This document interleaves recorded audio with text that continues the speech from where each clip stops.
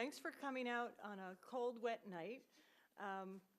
Thank you. Welcome to New Canaan and New Canaan Library. We're lucky tonight for our author talk to have Chris DeRose, who's the author of Congressman Lincoln, The Making of America's Greatest President, and Founding Rivals, Madison versus Monroe, The Bill of Rights and the Election That Saved a Nation, which has been called one of the best political books of 2011 by the Washington Post.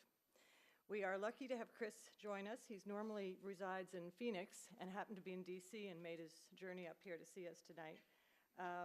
He has recently been featured on Book TV.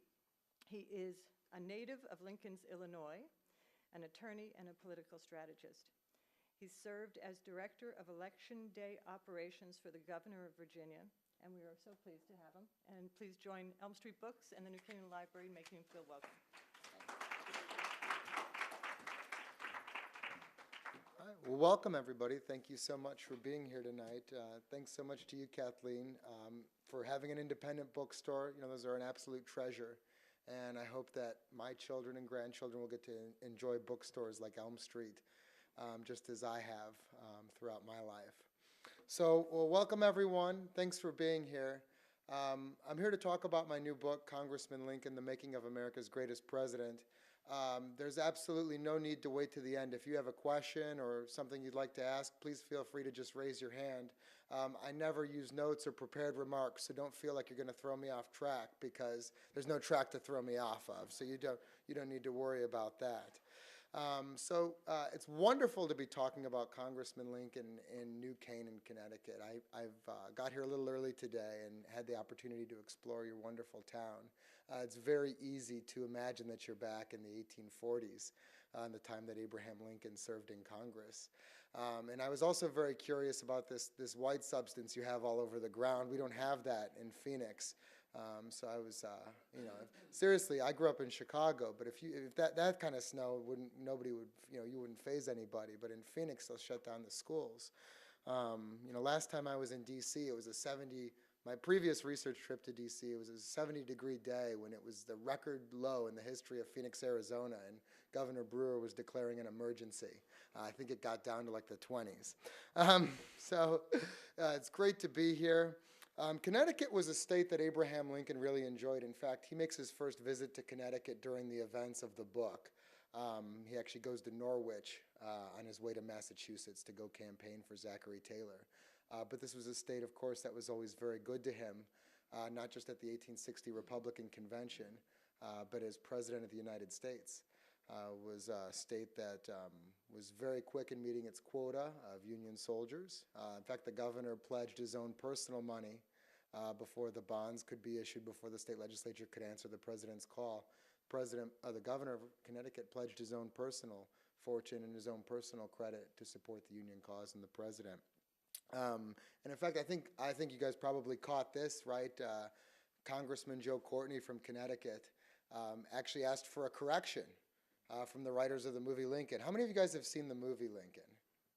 It's pretty terrific, isn't it? I really enjoyed it. But Congressman Courtney really caught them in one big inaccuracy, right? Everyone knows what we're talking about here. The movie depicts a member from Connecticut voting no on the 13th Amendment to abolish slavery. And Joe Courtney thought that was inconsistent with what he understood, and he went back and double-checked. Actually, probably some staffer in his office got stuck doing it the next day. And lo and behold, turned out that, in fact, all the congressmen, all of the Connecticut delegation had supported this 13th Amendment. And so he issued a very public call for a retraction. And, of course, the movie, Tony Kushner, who wrote the movie, said, well, some creative license to make it look like it was going to be a closer vote than it really was. But it was nice to see him stand up for Connecticut, because this was a state that Lincoln really, really loved, and a state that was very good to him. And so it's an honor to be here with you guys talking about it.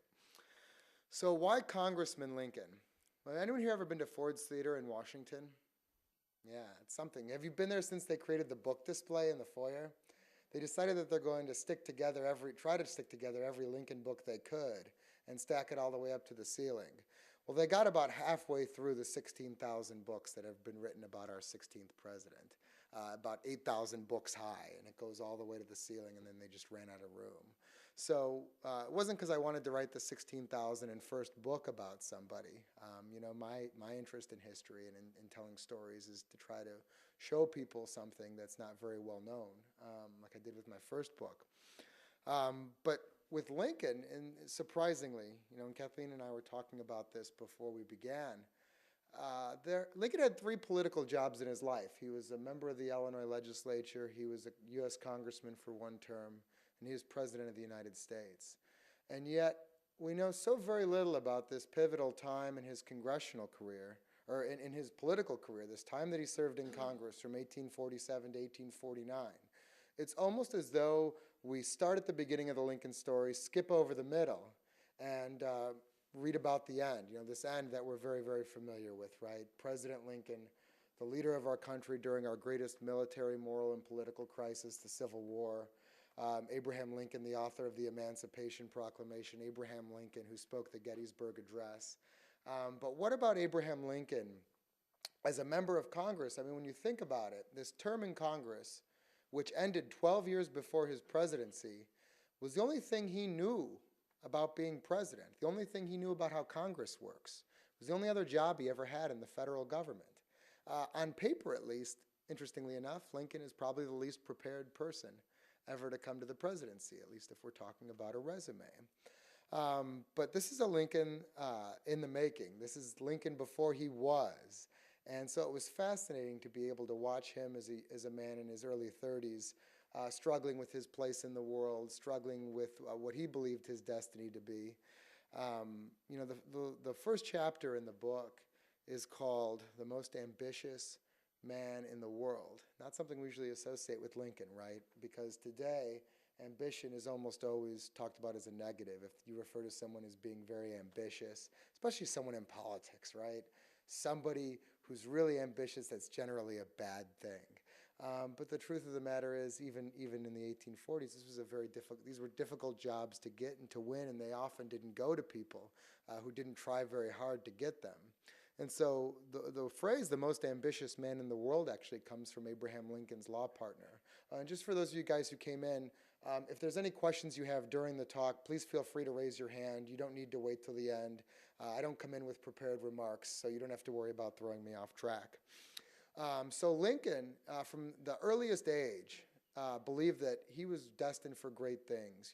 Once he got into trouble, and his sister, who was older than him, chastised him, and she said, what do you think is going to become of you behaving like this? And he says, I'm going to be president of the United States. Quite an extraordinary statement from a young boy who's working even at an early age in backbreaking farm labor, someone who's teaching himself how to read. How do you even know there is a president? And he not only knows about the president, he thinks he's going to be president someday. His cousin said, Abe was just always awful hungry to be somebody. And the quote, the most ambitious man in the world, comes from his law partner of 16 years, William Herndon, who knew him as well as anybody, and of course wrote his first and one of his most extensive biographies, but believed Lincoln to be the most ambitious man in the world. So that ambition leads Abraham Lincoln to a congressional race in 1843. So this is under the second party system in American history. We've got the Whigs and the Democrats are the 2 primary parties in the country. Abraham Lincoln, as he famously said, was always a Whig in politics. The Whig Party stood for a lot of the things we associate with the modern economy. Infrastructure, roads, canals, bridges, things like bankruptcy laws, which are so critical to the functioning of our economy.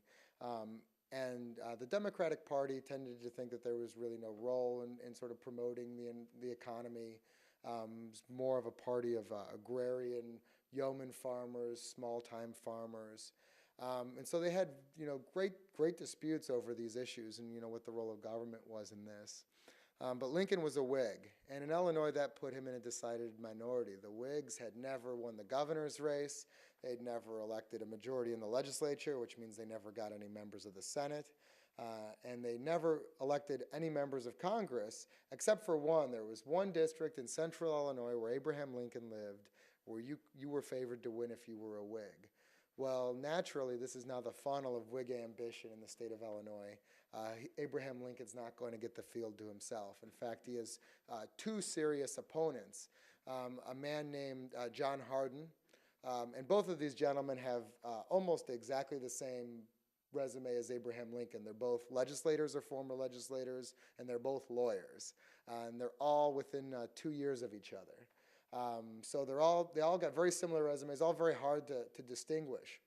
Well, John Hardin is a resident of a different county than Lincoln and Edward Baker, who's the third gentleman in the group. And in fact, Baker was one of Lincoln's best friends. His son Edward is named after Edward Baker, his friend from the legislature, who was subsequently killed in the Civil War. Lincoln first had to get past Edward Baker in a county convention before he could go on to the district-wide convention and face off against Hardin. And unfortunately for Lincoln, Baker beat him. At least Lincoln thought he was beat. You know, people were showing up throughout the day. Around noon, Lincoln was convinced to throw in the towel, saying that, you know, Baker's forces had outnumbered him. But at least according to one newspaper account, Lincoln actually, if he had held firm and stayed till later in the day, his supporters actually might have outnumbered Baker's, and it might have been him instead of Baker squaring off against Hardin later in the year. And of course, there's a famous scene captured in this newspaper article about Mary Todd berating her husband for throwing in the towel too early and for perhaps not working it as hard as he could have. So now Lincoln's in big trouble, right? Anytime you've got a congressman who's younger than you, it's not a good thing for the most ambitious man in the world. But at this county convention, Lincoln actually, to add insult to injury, the Sangamon County Convention that chose Baker over Lincoln forced Lincoln to go to the district-wide convention as a delegate pledge to Baker. So he said it's a little bit like, you know, guy steals your fiance and then asks you to stand up in the wedding, because he wanted that congressional seat. And so he shows up as a loyal delegate to Baker. Hardin beats out Baker at the district-wide convention. And as the door is literally closing on Lincoln's congressional ambitions, he comes up with an idea. He offers a resolution which passes, which says, we congratulate John Hardin in his victory tonight, and we recommend Edward Baker as the nominee 2 years from now. Now think about that, right? From the outside perspective, it looks like Lincoln's being very magnanimous. He's trying to heal the Whig Party, trying to give two people a turn. But if Hardin gets one term and Baker gets one term, who else might get a term after that, right? So Lincoln sets it up quite brilliantly. Now Hardin, of course, not really too happy about this. He had planned on serving there till he was good and ready to leave, and he knew who had done this to him, and you know, he doesn't honor this sort of system of rotation that Lincoln had set up in '46. He starts trying to aggressively wage his own campaign. This time Lincoln was taking nothing for chance. He started a year early, started locking down support, signing up pledges. You know, there were no issues to distinguish himself from Hardin, and even at that point, Hardin had served a term in Congress, so Lincoln didn't even have the same qualifications as him anymore. But Lincoln had a very simple slogan, which was, turnabout is fair play. Hardin got to go to Congress, and Baker got to go to Congress, and now I should get to go to Congress. And people were very responsive to that because they knew there were no other outlets for all the good politicians they had in the Whig Party.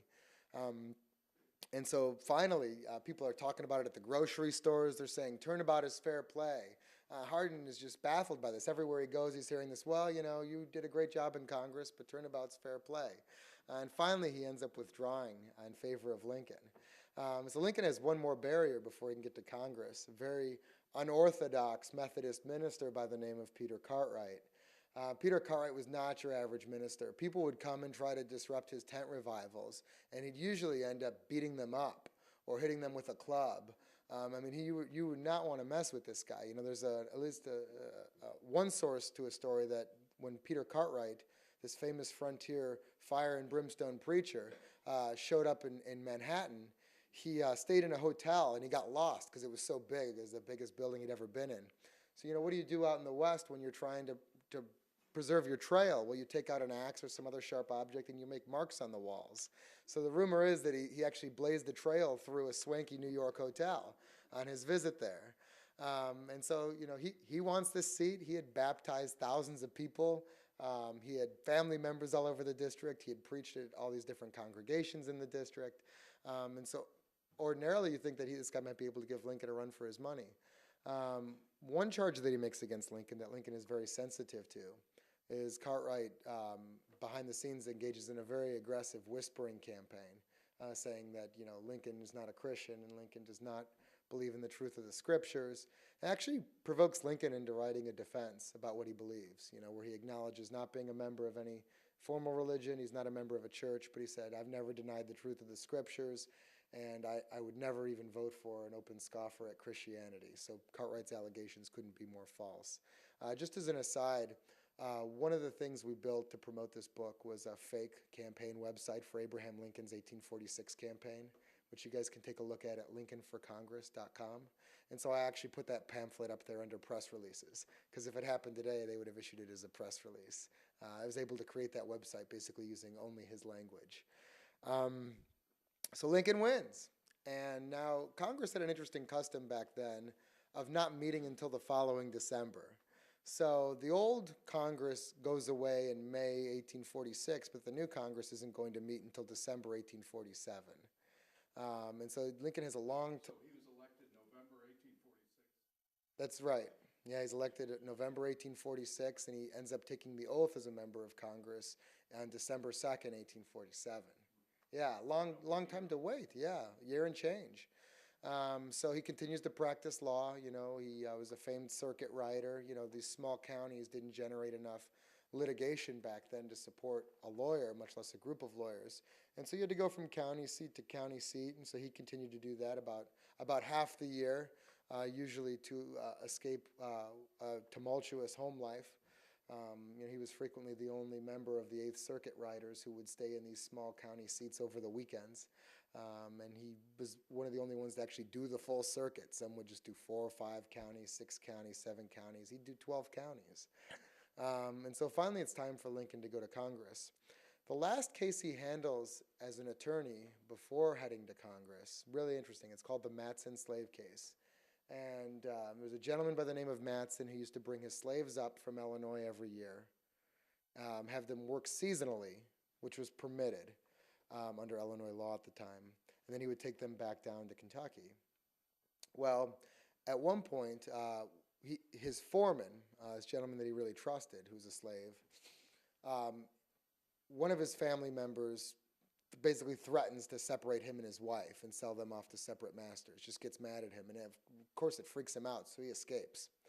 And he takes refuge with a group of abolitionists in central Illinois. And Lincoln actually ends up trying to vindicate the rights of the slave owner. He believed that, slavery was a horrible thing. He'd witnessed it from a very early age growing up in Kentucky. His farm was nearby the Cumberland Road, which was America's first highway. And he could see slaves getting, marched in shackles along the Cumberland Road. County grew up in had over 1,000 slaves to 7,500 people.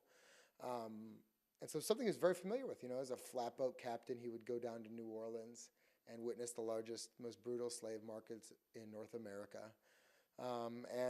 But his heart bled for it. But intellectually, Lincoln the lawyer believed, look, if the law says what the law says, then this gentleman's entitled to my representation.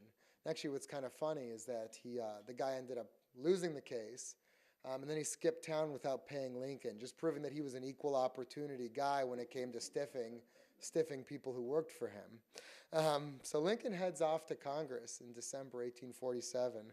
Lots of interesting people serving in the 30th Congress with Lincoln. This was one of the things that really inspired me to want to learn more and write this book, especially once I learned that John Quincy Adams and Abraham Lincoln served in the House of Representatives together. Two people we don't normally associate together, two people we remember from very distinct eras in American history. But John Quincy Adams, of course, after losing the presidency to Andrew Jackson, goes back to the House of Representatives. And their time together doesn't overlap by a long time. John Quincy Adams dies on the House floor in February 1848. If anyone's read the book, I talk about this in the prologue, because I think it's really heavily symbolic, right? That you have the last of the people of this generation that had steered America through all these great challenges, all these great threats to the country over the years. And now you have this new generation of leaders who are now being asked to try to keep the country together and come to some sort of resolution on this slavery issue. And of course, we know they're not going to be able to do that.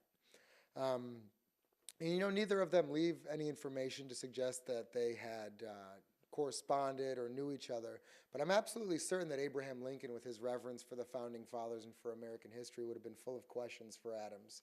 I was able to find a biography written by a reporter, a guy who was a reporter in D.C. for 60 years, basically the equivalent of the AP.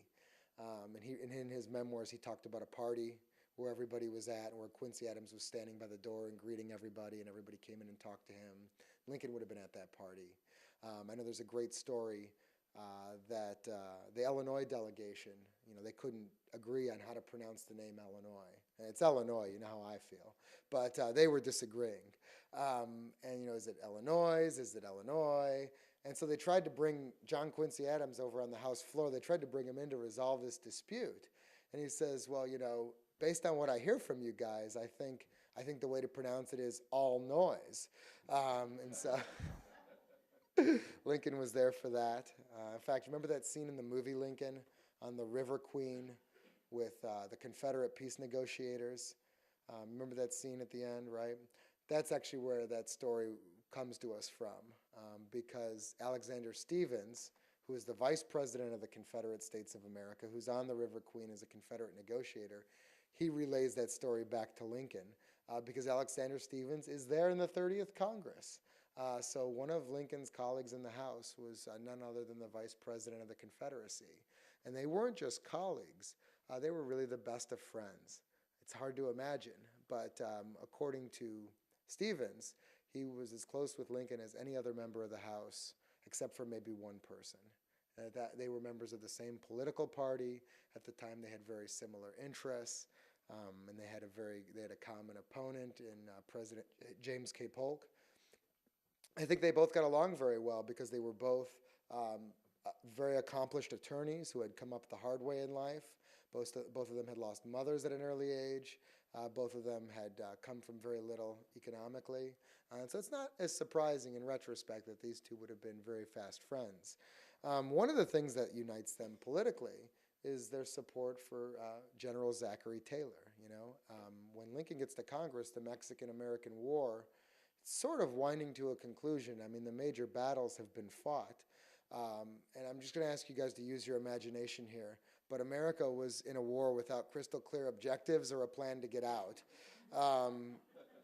And so there's a lot of debate over how this war is going to get wrapped up. Because if you look at the causes of the Mexican-American War, you could point to a lot of different people say a lot of different things, and they're actually all right. President Polk came to the presidency wanting to acquire the Mexican territories of California and New Mexico, which are now basically the modern-day state of California, but also New Mexico, Arizona, Nevada, Utah, Colorado, parts of other states.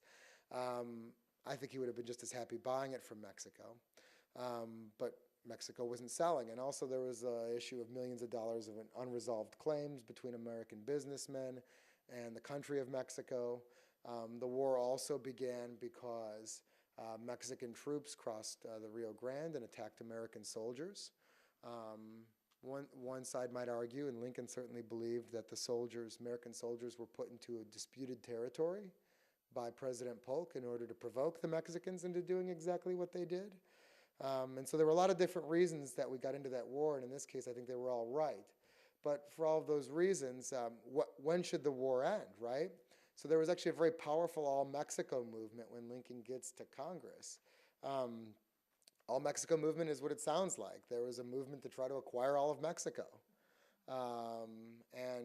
At that point, we'd completely destroyed. One of the reasons the war carries on so long is that we've defeated the government so badly, there's no one left to negotiate with. We actually delayed capturing Mexico City for quite a while, because if we took out Mexico City, there was literally going to be no legitimate government. There's going to be nobody to conclude a peace with. So this was part of the problem. Finally, Polk sends a gentleman by the name of Nicholas Trist with Winfield Scott's army to try to negotiate with the national government of Mexico terms for peace. And his terms are simple.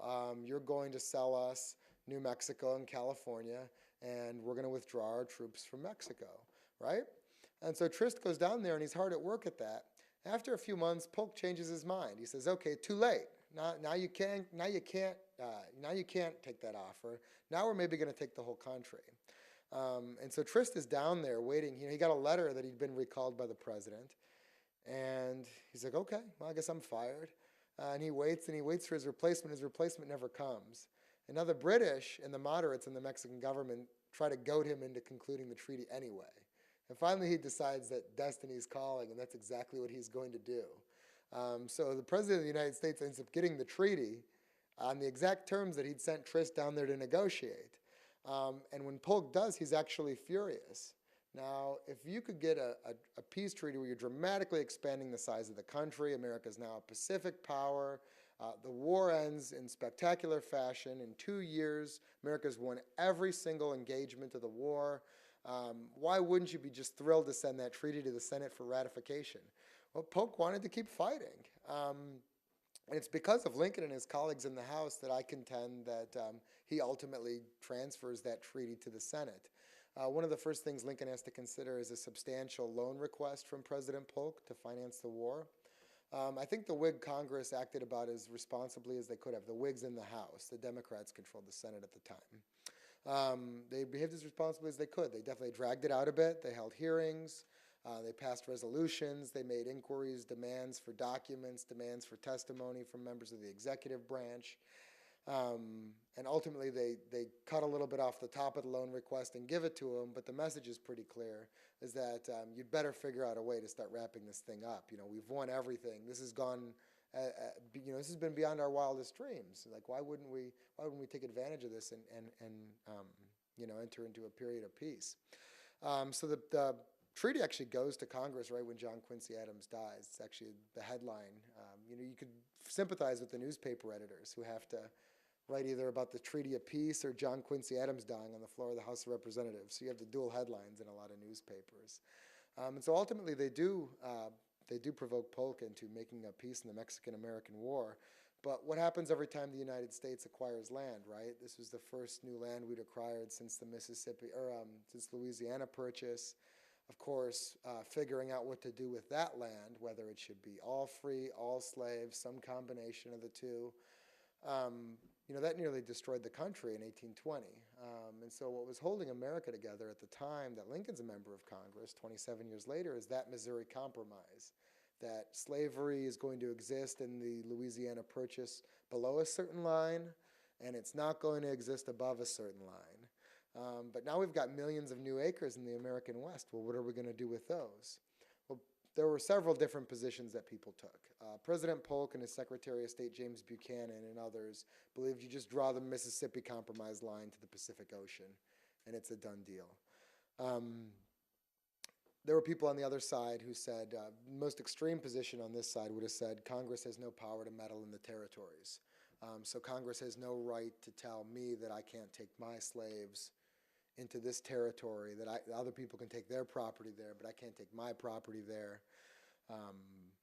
That was their position. Then there was people like Lincoln and others. Even from the very beginning, even though Lincoln comes in with sort of this legalistic view about slavery, Lincoln, every single opportunity he's given, and he has dozens of opportunities, he votes for the Wilmot Proviso, the principle that you do not expand slavery into the new territory, whether it's, I don't care how far south you are, if we have control over this territory, we're not going to open it up to slavery. So that's Lincoln's position from the beginning, and it is the most extreme position out of that group of positions that sort of divide Congress during this time. But this is the prequel to the movie. Most of you saw the movie, you enjoyed the movie. One of the things for me, the most pivotal scene is when he's walking out of that telegraph room, right? And he's got this decision to make. He can bring the Confederate peace commissioners up to D.C. and he can conclude a peace. Or he can prolong the war for months or, who knows how much longer and at what cost in terms of treasure, in terms of human life. To prolong the war in order to try to obtain this anti-slavery amendment, right? And that's the most pivotal scene in the movie for me. And ultimately, he tells the telegraph operator to leave the commissioners where they are. Do not come to Washington. He's going to stay and try to fight for this amendment no matter how long it takes. To know why he would do that, to know why this person was so committed to ending slavery that he was willing to prolong this civil war, you have to look at his time in Congress. One of the most important features of being a member of Congress at this time was where you lived. Only a few members of the House had actual houses they lived in. People tended to serve for far shorter periods of time back then. Usually about 50% of any given freshman class. Usually about 50% of any given House of Representatives at that time were all freshmen. So about half the House were people in their first term. Then when you had people who were either in their first, second, or third term, you had almost everybody. You only had a handful of people who stayed, and had the sort of careers that people regularly have today in the U.S. House. So the people lived in boarding houses. And Lincoln lived in a boarding house. Sometimes boarding houses would get nicknames. Like Henry Clay's boarding house during the War of 1812 was called the War House because everyone who lived there was really excited about going to war with Britain. Well, Lincoln's house was called Abolition House, mostly because of one gentleman who lived there, a man by the name of Joshua Giddings, who has been very unfairly forgotten by history. I think if you asked me, what are some of the objectives I'd like to have with this book, I would really like to reintroduce the American people to Joshua Giddings, because even when John Quincy Adams was alive, Giddings was someone who was considered perhaps the greatest abolitionist in the country. And he and Lincoln ended up living in the same boarding house and taking all their meals together. And it was a real pleasure to get to go to Columbus, Ohio, and get to read his diaries and read about Lincoln coming to his room at night for discussions about slavery. And so you take the Lincoln who argued the Matson slave case just months before, and he gets to Congress, and every single opportunity he gets now, he's voting with the anti-slavery faction. But then more than that, by his second session in Congress, he actually introduces a bill to abolish slavery in the District of Columbia, which is, of course, the one place where Congress has jurisdiction to abolish slavery. It doesn't go anywhere. It's a really well thought out plan. He tries to get both sides to agree. He thinks it's some moderate compromise between both sides. It's going to be gradual emancipation, but the slave owners are going to be responsible for educating the slaves and putting them through an apprenticeship before sending them out into the world. And it's not going to happen until the free white males of the District of Columbia vote to ratify it. So there were a lot of provisions in there that could have, made it calculated to pass. But what happens with legislation sometimes like that is it gets rounded on by both sides. The anti-slavery people thought it was too pro-slavery. The pro-slavery people thought it was too anti-slavery. Lincoln was just actually trying to get something done, something that would have had, tremendous real-life impact on real people. As President of the United States, he'll get to finally sign that bill, abolishing slavery in the District of Columbia, but of course doesn't go anywhere as a congressman. So what else happens besides the influence of Joshua Giddings to turn this man from southern Illinois, which is for all intents and purposes a slave state, a southern state? We think of Illinois, right? My home state is a northern state. We think of it as very much a northern Midwestern state. We'd never associate Illinois with the South. But back then, Illinois was settled from the south to the north. So Chicago, had a dozen people living in tents, whereas the southern cities of Illinois were very well populated. And so culturally, linguistically, politically, in every way you can be, they were Southerners. And while slavery was theoretically prohibited by the Northwest Ordinance, in Illinois you could sign an X on a dotted line and you could find yourself as an indentured servant for the rest of your life, by putting a mark on a contract that you couldn't even read. Illinois, while Lincoln was during this time period where he's aspiring to and serving in the Congress, the citizens of Illinois in a referendum overwhelmingly empowered the Illinois state legislature to just expel every black resident from the state of Illinois. So this is where he's coming from. This is not, he's not living in a northern state, in many ways indistinguishable from Kentucky and southern Indiana where he grew up. And it's another thing too, Lincoln is often criticized. He's often criticized, and some of those criticisms revolve around him being a late comer to the slavery issue, or insufficiently anti-slavery, or arguing that the things he did in opposition to slavery were politically calculated, as though it automatically makes something a bad thing just because it has a salutary political benefit. But Lincoln's votes against slavery in the House, that can only be coming from a conviction of the heart, because I've just told you what Illinois was like at that time. And this was about as inhospitable, the Liberator, which was the most popular abolitionist newspaper in the country, said Illinois is, for all intents and purposes, a slave state. So that's where he's coming from. But when he gets to Congress, this is what he's doing. So part of what I think influenced him there was the fact that D.C. actually had one of the largest slave markets in the world. If you stood on the floor of the House of Representatives, have you guys, who's been to the U.S. Capitol here? You guys been to Statuary Hall? Yeah? It's the semicircular room where you get the whispering spot on the ground where you can, you whisper on the ground, you can hear it far away. All the statues are in there. That was the House of Representatives when Lincoln served. And if you were standing on the floor of the House of Representatives there, you could look out the window and you could see people for sale. You could see a highly stylized version of the Declaration of Independence on either side of the wall. And in the same field of vision, you could see a slave pen where people are being kept like animals. And I don't think that could have helped but made a massive impression on Abraham Lincoln, someone who often cites back to the Declaration of Independence in his speeches. He said, I never had a political idea that didn't spring from the Declaration of Independence. So how can you square that with casting votes in the House to support what's happening right outside the window? You can't, and I think Lincoln ultimately came to that conclusion too. One little known story that I was glad to include in the book, I'd never seen this anywhere else. Lincoln had a waiter at Abolition House. So now Abolition House, right, you wouldn't think that they would have slaves working there.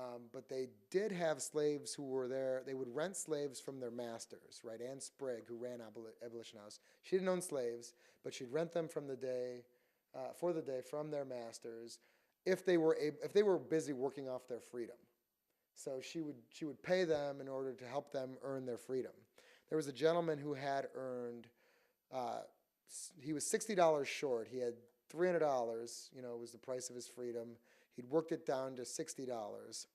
And he was a waiter at Abolition House. And so he served Lincoln and Lincoln's family every single day for months. He was married. He was very much looking forward to being a free person and enjoying that new life with his wife. Now, once Congress, banned the importation of slaves, that's obviously a fantastic thing that Congress did at the turn of the 19th century. But what it did is it dramatically increased the value of every slave. And it also put every free black person in the North at risk of being kidnapped. And unfortunately, that's what happened to this gentleman. He was kidnapped at gunpoint in front of his wife. And he was sold into slavery in the South. And so I included an account in the book. We don't know anything about what happened to this guy. But there's a slave memoir of someone who was a free black from New York who was kidnapped in D.C. around the same time, probably by the same people. And so I was able to find his account and include that in there just to give a sense for what this person must have gone through. And so I imagine Lincoln thought long and hard about that guy. And I've actually often wondered whether he's able to make it, 17 years until he's liberated at the head of the army that's led by the man he used to wait when he was a member of Congress.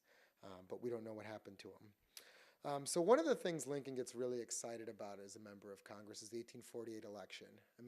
Lincoln is a true political hack, and I mean that as a compliment. I'm a political hack.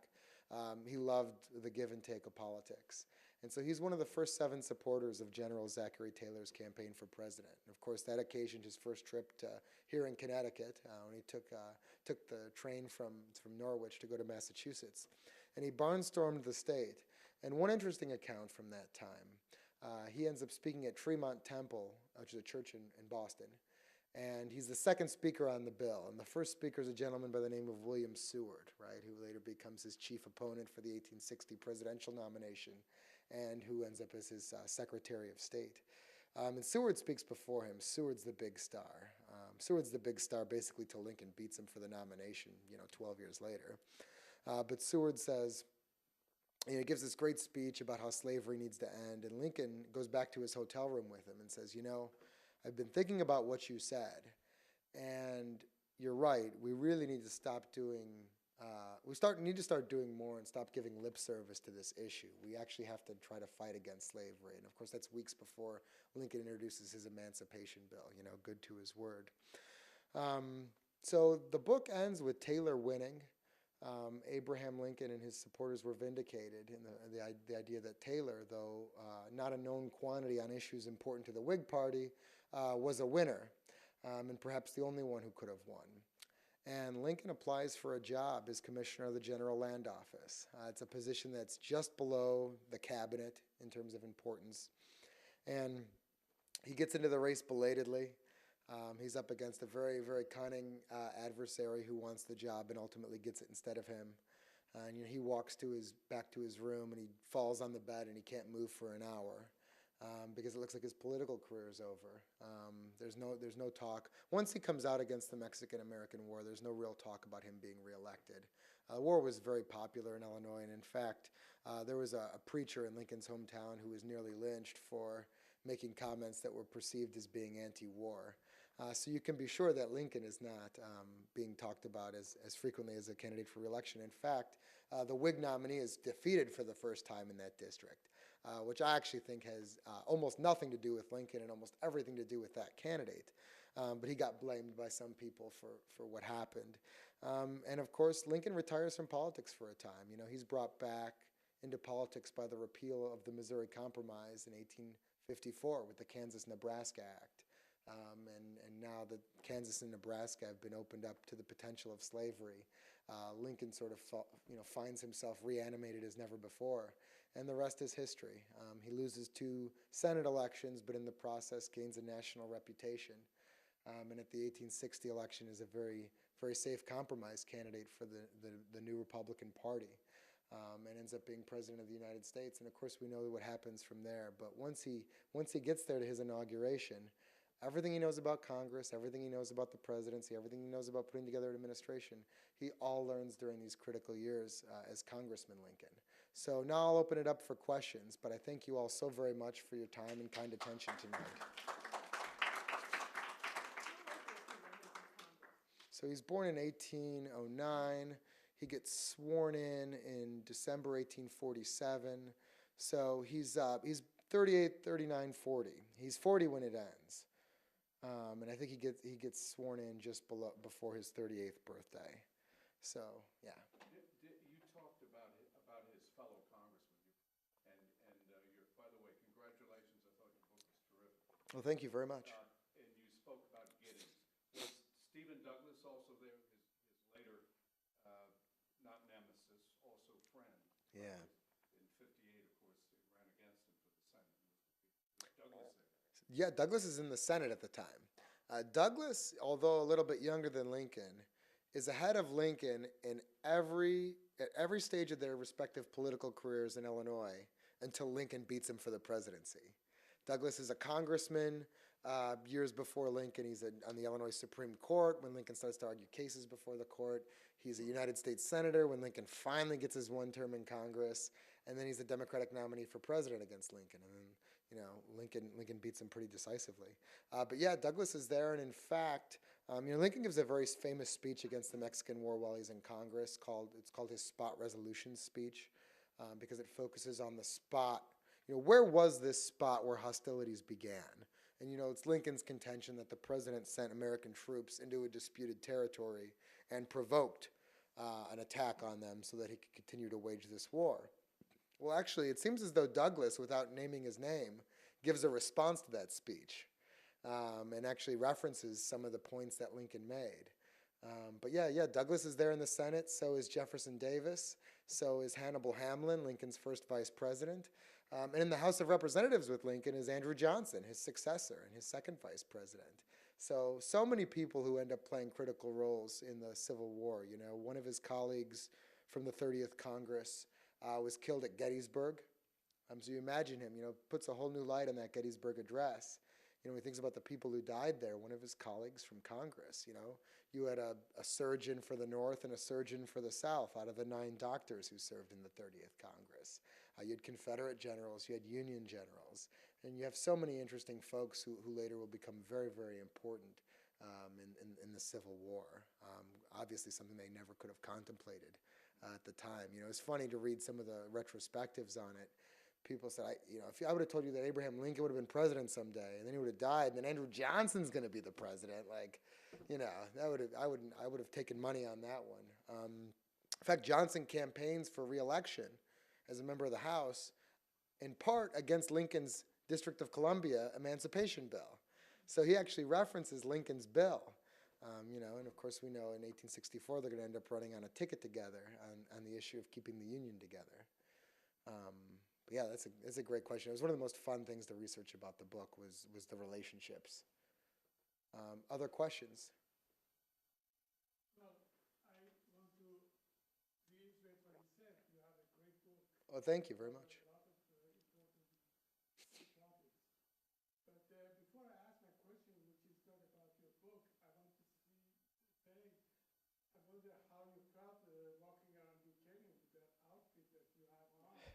And hopefully it didn't feel too cold. I have a very heavy jacket with me.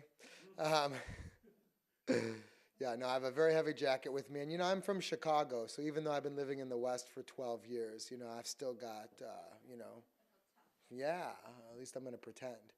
My question is that you mentioned about the vote, the Connecticut vote that was mistakes in the movie, apparently. Yeah. What other mistakes you saw in the movie with your knowledge of the... I'm glad to tell you that they're basically just nitpicking mistakes. So at one point, Lincoln goes into a soldier's hospital. He addresses somebody by the name of Kevin. Well, there was one Kevin in the entire Civil War that you can find in any record. It just was not a common name back then. So it's things like that, you know, and I've had the privilege to meet a lot of great Lincoln scholars. You know, one of the scary things about taking on Lincoln is that there are some really smart people who have spent not just a year of their life, but decades of their life, their whole lives researching Lincoln. And, you know, I was glad to meet a lot of those people, and I was glad to find that they were very welcoming, that they were very excited for the book. And one of those people, I've talked to a bunch of them about the movie. Their complaints are sort of similar. You know, none of us think he ever would have hit Robert Todd, for instance. But, you know, he was pretty stressed out. You know, war's going badly, the amendment's going badly, his wife's on his case, his son wants to go to the war.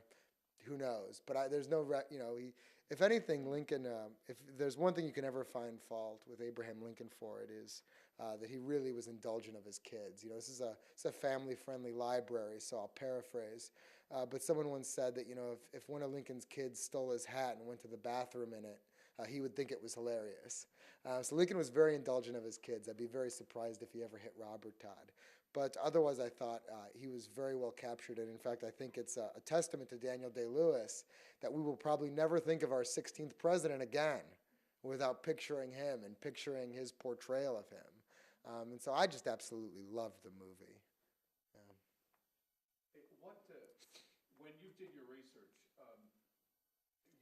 you had prior knowledge of Lincoln. You're an historian. You're from Illinois. Yeah. What in your research surprised you most about him?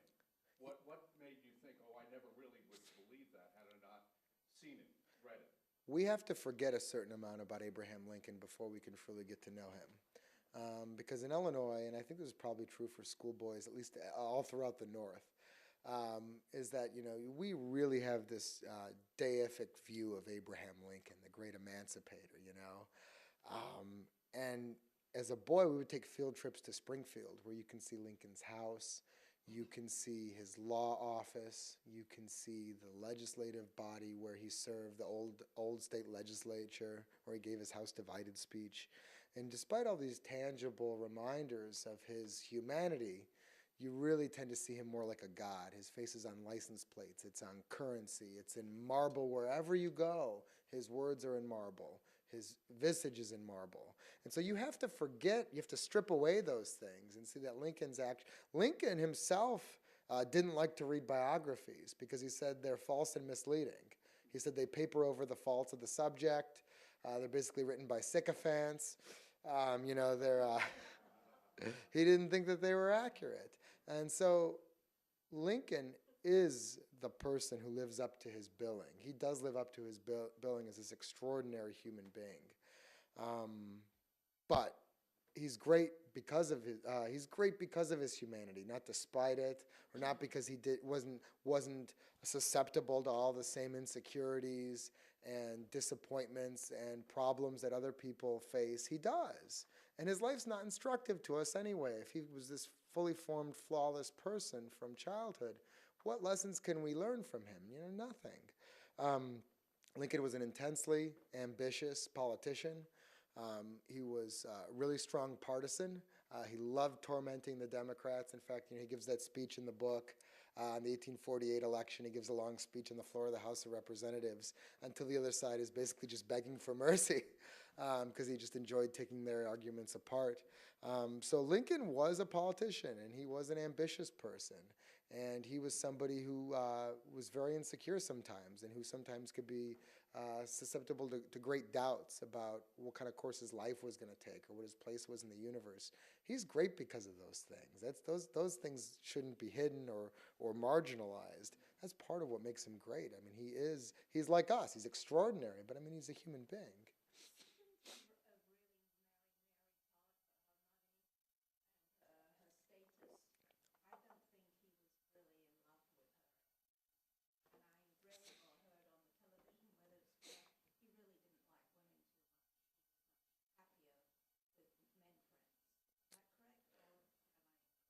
Well, the Lincolns had a very complicated marriage. Someone asked me at a different event, to sort of name a modern day analog to Mary Todd Clinton or Mary Todd Lincoln. Now you know who I said, but I didn't hesitate before I said Hillary Clinton. Mary Todd was intensely ambitious herself and very interested in politics. In fact, someone once asked her, what are you looking for in a husband? And she said, I'm looking for the husband who's most likely to be president of the United States. Because it was only through her husband at that time, through an accident of biology, that she wasn't allowed to vote, much less participate or run for office. I am convinced that he absolutely does love her. She does go to Washington with him at the beginning when he's a member of Congress, and she ultimately leaves because there's really nothing for the family to do there. There's nothing for the kids. Most of the members didn't bring their wives. It wasn't the same sort of city, and even wasn't much of a city, So she ends up leaving and going to Kentucky, and he misses her pretty terribly. I mean, that's obvious to me through the correspondence. In fact, he actually has her come back when he goes on his campaign swing that summer. They join him when he goes through Massachusetts and other places in New England for Taylor. But it was a very tumultuous relationship. He tried to back out of it at one point. And it's not like today, right? Today you break up with somebody, someone breaks up with you. It's not gonna hurt your chances of marrying somebody else. But in that era, for a woman to have gone as far down the road with him as she had, and for him to call it quits, well, that was like putting a scarlet letter on her. It was like she was damaged goods. And so he knew that he had devastated her, and he knew that he had compromised her chances to be married and to have a happy life. And so he ultimately honors his commitment. There's a story that I include in the book about Lincoln preparing on his wedding day, putting on his tie and getting ready, and his best man's son comes into the room and sees him getting ready. He says, well, sir, where are you going? And Lincoln, without turning around, just says, to hell, I suppose. You can imagine what the little kids say, right? Like, whoa, I wasn't expecting that answer. But it was a relationship that brought him a great deal of sorrow, but also he loved her very much, and he loved the children he had with her very much. And as for to speculate, I guess, as to, what sort of intimacy they had, if you think about it, they're both married later in their lives. He's on the road for half the year, but she still gets pregnant at least 4 times that we know of, in her at least, we know they at least had 4 children. So, and over a long period of time too. So, there's at least one sign that their marriage is healthy on that level. So it's a very complicated marriage, and it's one that was sort of scrutinized since then, sort of like the Clintons are scrutinized today. Yeah. That quote that you just mentioned about the boy, Yeah. Where does it come from? Who says that was happening? The boy.